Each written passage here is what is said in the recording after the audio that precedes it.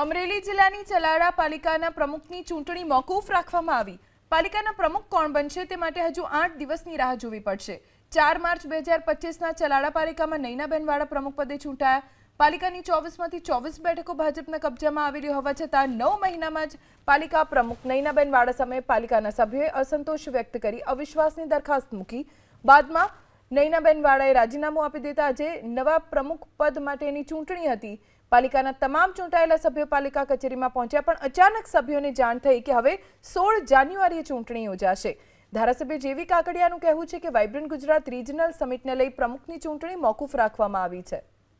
અત્યારે ચૂંટણીના સંદર્ભમાં વાઇબ્રન્ટ ગુજરાતની કાર્યવાહી ચાલુ છે, ત્યારે તમામ અધિકારીઓ વાઇબ્રન્ટમાં રોકાયેલા હોવાથી આજની તારીખ મુલતવી રાખી છે અને આવતી 16 તારીખ બપોરે 12 વાગે આ ચૂંટણી નગરપાલિકાના પ્રમુખની થવાની છે।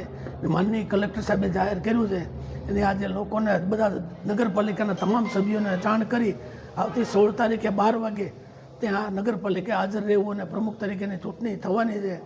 તો એને તમામ લોકોને તમામ સભ્યોને એજન્ડાઓ બજાવી દીધા છે આજે।